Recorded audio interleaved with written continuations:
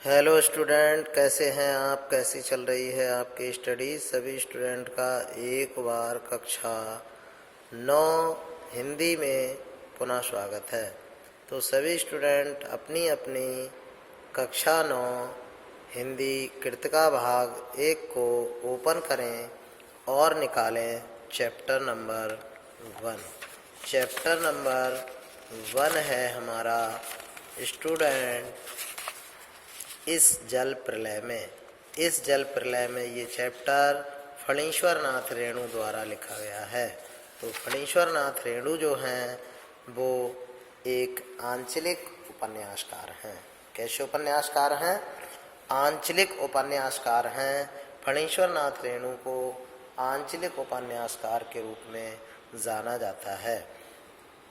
तो इस जल प्रलय में तो जल आप जानते ही हैं, जल का मतलब पानी और प्रलय का मतलब होता है एक प्रकार की तबाही, अर्थात जल के द्वारा फैली तबाही को हम जल प्रलय कहते हैं।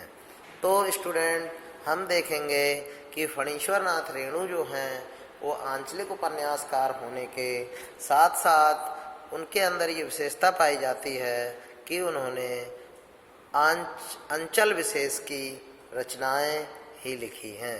तो अंचल विशेष का मतलब होता है, आंचलिक से मतलब होता है किसी एक निश्चित क्षेत्र में घटित होने वाली घटनाओं पर आधारित लेख।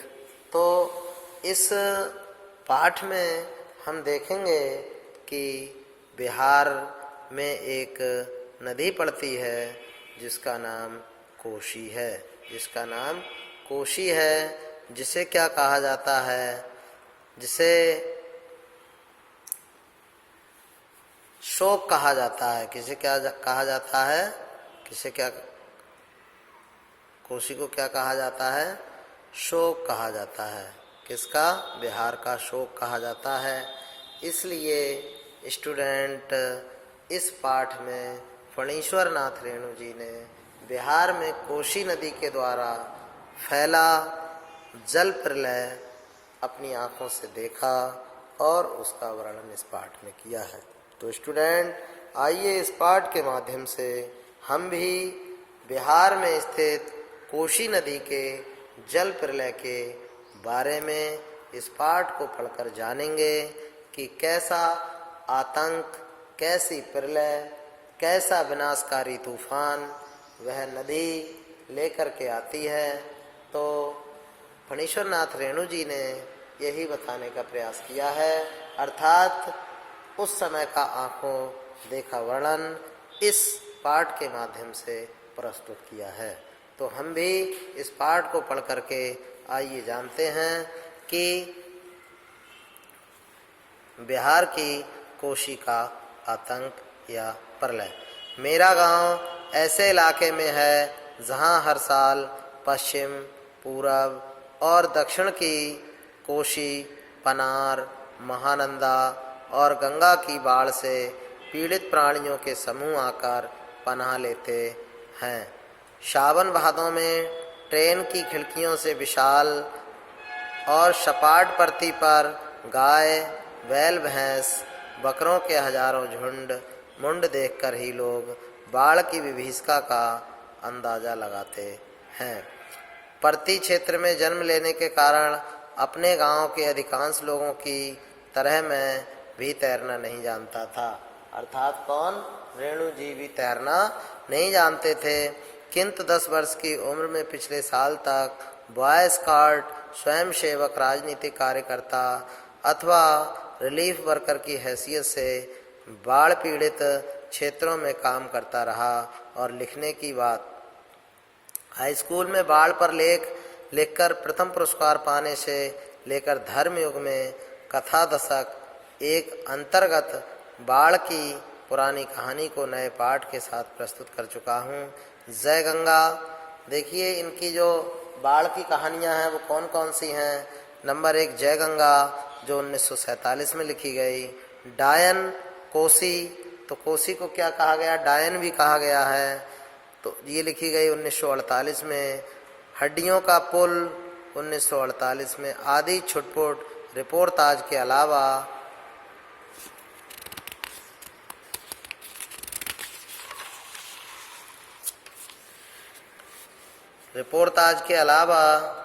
मेरे कई उपन्यासों में बाढ़ की विनाश लीलाओं के अनेक चित्र अंकित हुए हैं। तो कहने का मतलब ये है स्टूडेंट कि फणीश्वर नाथ रेणु जी ने ये ही पाठ बाढ़ के बारे में नहीं लिखा है, बल्कि उन्होंने इससे ज़्यादा भी बाढ़ के बारे में लिखा है।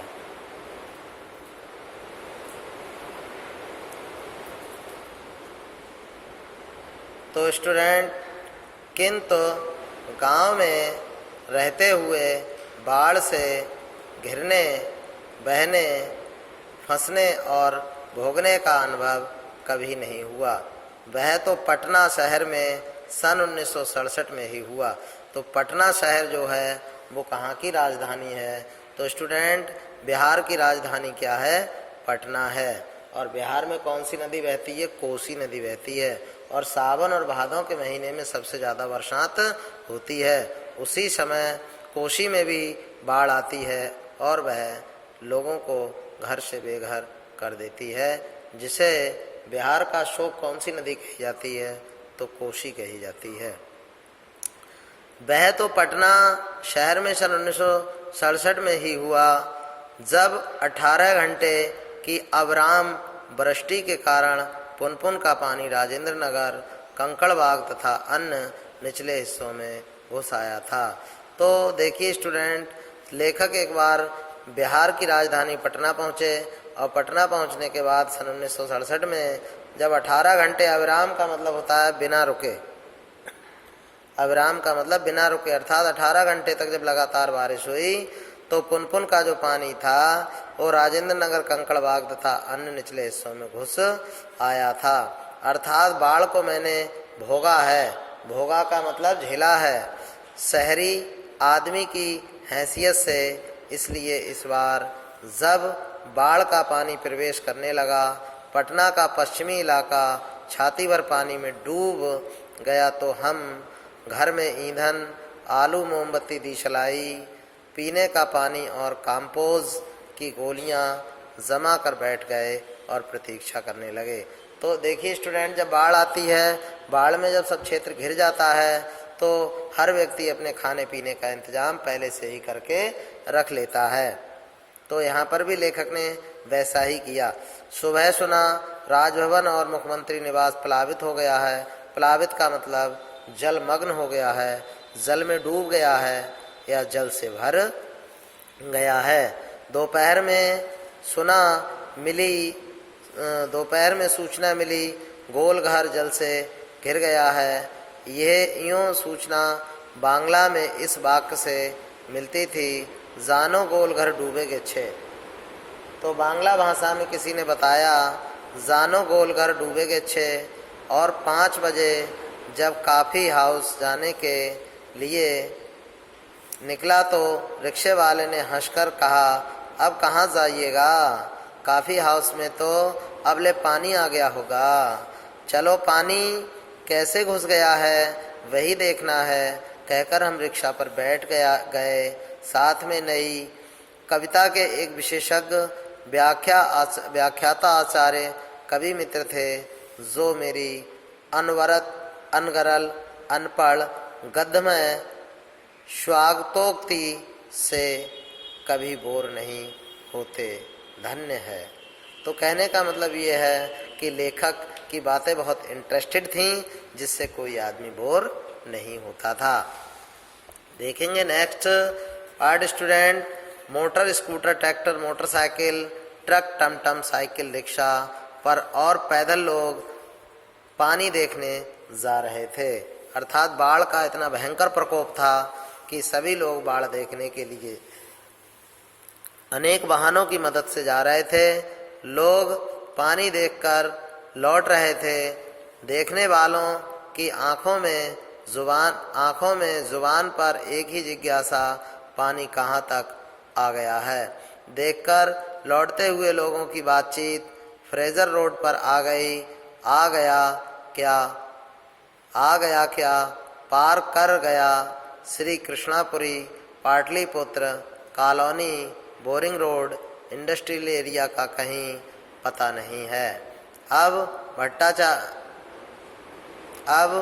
भट्टाचार्जी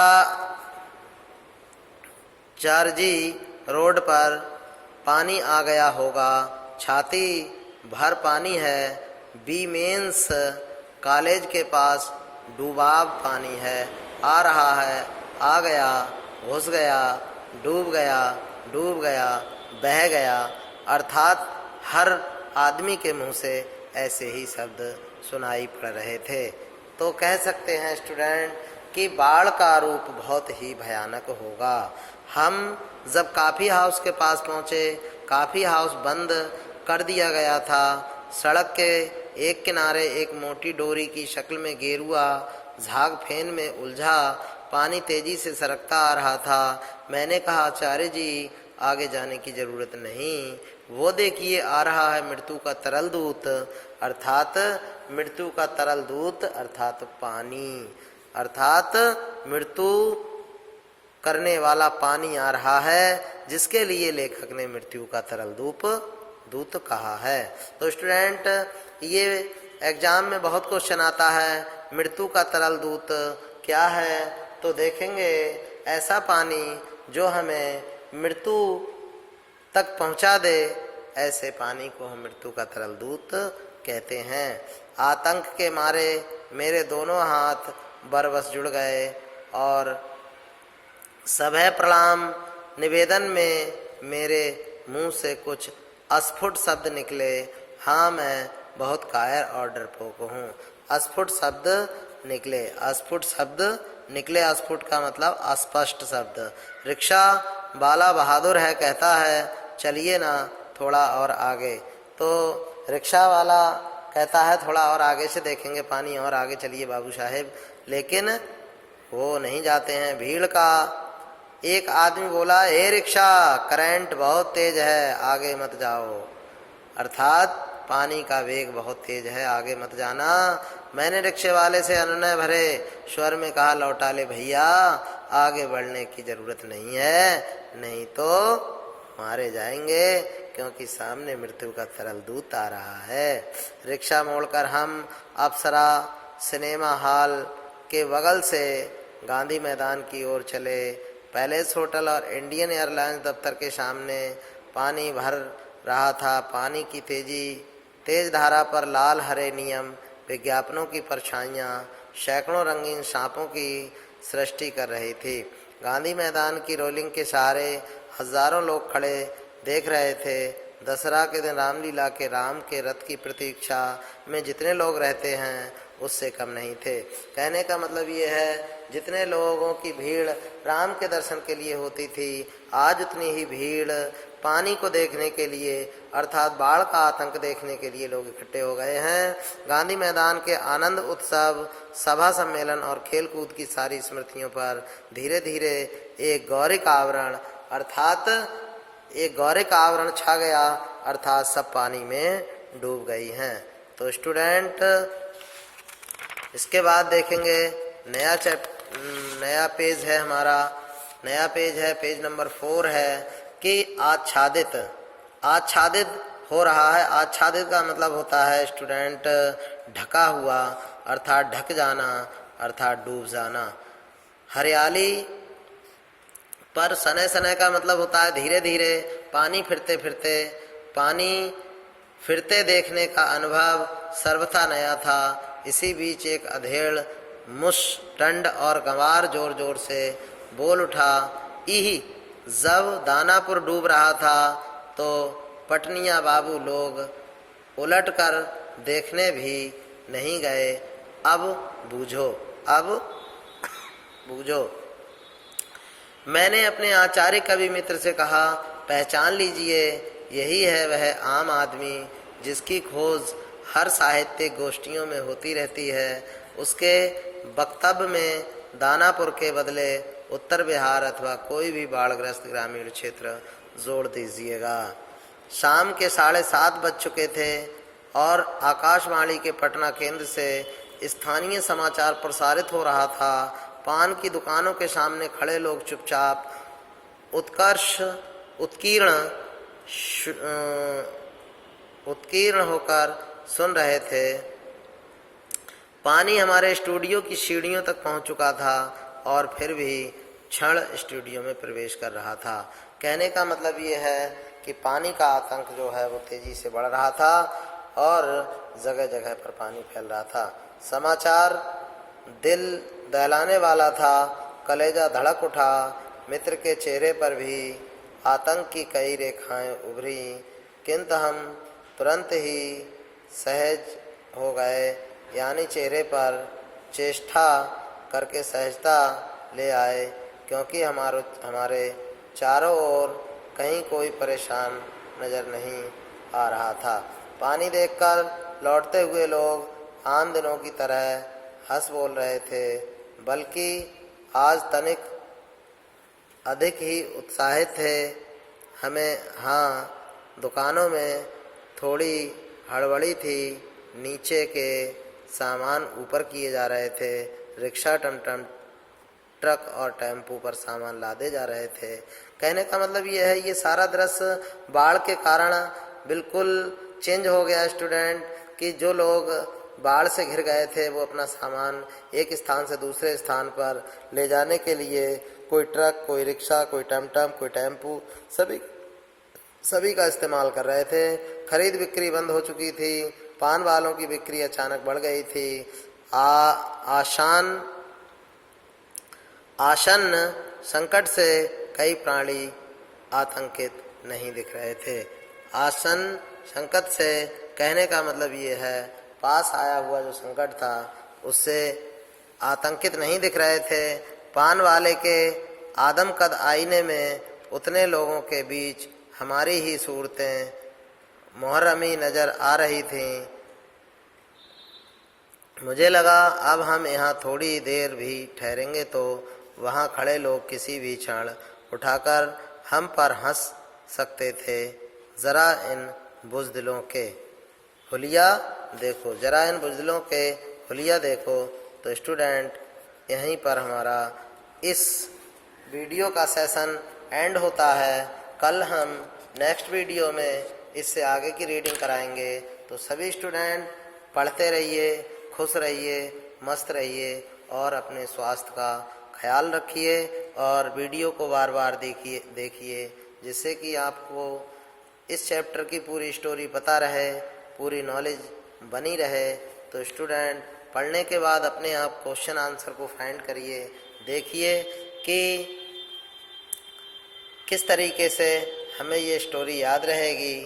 तो आप अपने तरीके से इसको बार बार रिवाइज करें और पढ़ें, जिससे कि पूरा जो ज्ञान है वो आपके मस्तिष्क पटल पर बना रहे। सभी स्टूडेंट का वीडियो देखने के लिए बहुत बहुत धन्यवाद। आपका दिन शुभ हो। जय हिंद, जय हिंदी।